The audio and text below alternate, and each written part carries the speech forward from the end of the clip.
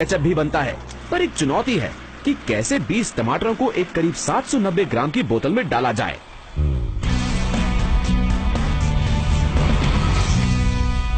और ये काम शुरू होता है जुलाई और अक्टूबर के बीच इनकी कटाई से।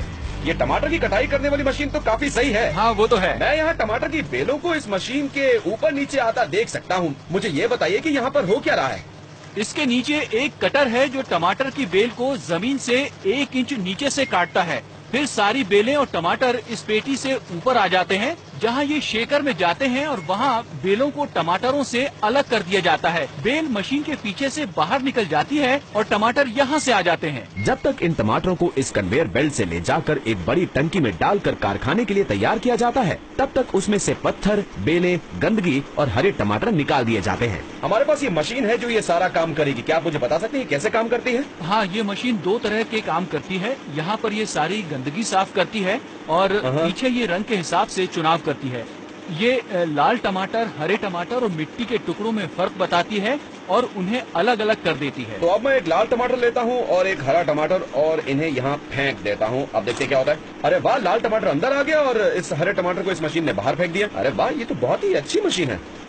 ये क्यों जरूरी है कि हम टमाटर के अलावा बाकी सारी चीजों को अलग कर दें? बॉबी, ये जरूरी इसलिए है क्योंकि कैनरी यानी जहाँ ये पैक होते हैं वहाँ सिर्फ टमाटर ही चाहिए होते हैं। गाड़ी में 1% मिट्टी या गंद मिलने पर हमारा 3% पैसा काट लिया जाता है। सबसे अच्छा टमाटर ना भेजने पर आपके पैसे कटते हैं। ठीक कहा।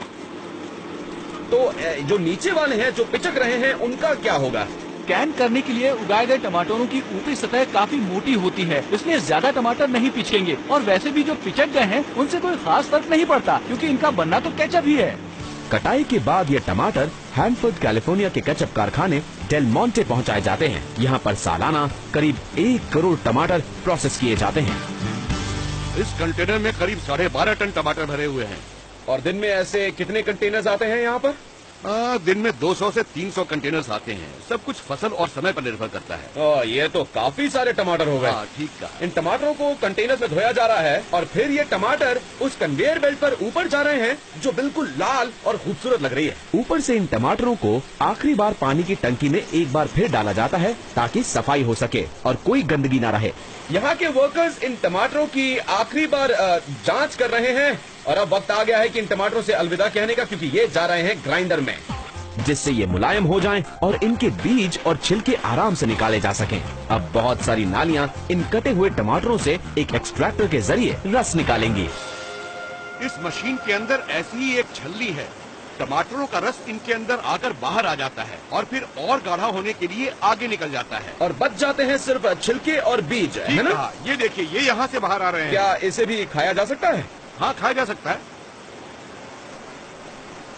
पर बॉबी ये जानवरों का खाना है। तो क्या हुआ? बाद में एक ट्रक इन बीजों और छिलकों को जानवरों के लिए ले जाएगा और बचे हुए टमाटरों के रस को इवेपोरेटर्स में भेज दिया जाएगा। यहाँ जो टमाटर आते हैं उनमें 95% पानी होता है। केचप बनाने के लिए इन्हें सुखाकर 15% तक लाना जरूरी है, जो कि ये मशीनें कर रही हैं। इससे स्वाद मिलता है, इससे गाढ़ापन मिलता है और ये सारी चीजें यहाँ इस बड़ी सी जगह में हो रही हैं। और आखिर में ये जाता है मसालों के कमरे में, जहाँ पर वर्कर्स कुछ स्पेशल मसाले मिलाएंगे जिससे ये गाढ़ा रस केचप बन जाएगा। अच्छा, तो ये केचप है? हाँ, यही केचप है। तो हमने टमाटर के गाढ़े रस को इसमें डाला और फिर इसमें अच्छी तरह से मसाले मिलाए। तो अब मैं देखना चाहूंगा कि कैसा है। हाँ, चक्कर देखिए।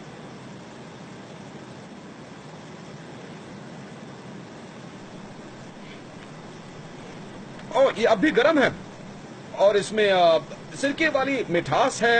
ये खट्टा मीठा दोनों है। बहुत ही बढ़िया है और आने वाले वक्त में मैं तो केचप गर्म ही खाना चाहूंगा। अब बस एक ही चीज बची है और वो है इस केचप का नमूना लेकर इसके गाढ़ेपन की जांच की जाए। इसे कहते हैं विस्कोसिटी टेस्ट रैम्प। ये जो केचप आप देख रहे हैं, हम इसे खाने में डालते हैं।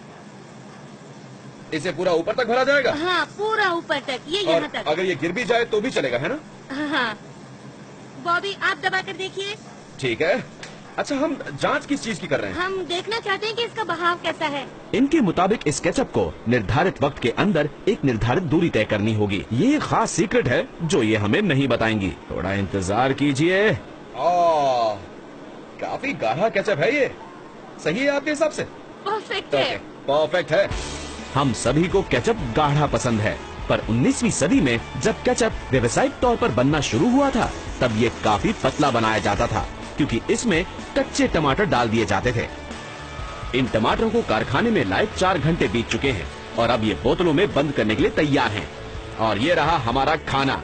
बस थोड़ा सा केचप डालिए और फिर चीज बर्गर और फ्रेंच फ्राइज का मजा लीजिए। विश्वास नहीं होता कि हमने यहाँ तक पहुँचने के लिए क्या क्या नहीं किया है। वो मेहनत करते लोग, अजीबोगरीब मशीनें और जाली वाली टोपी मुझे हमेशा याद रहेगी। अब मैं भी चीज बर्गर्स और फ्राइज का बड़ा फैन बन गया हूँ और अब बाकी है बस इसे खाना।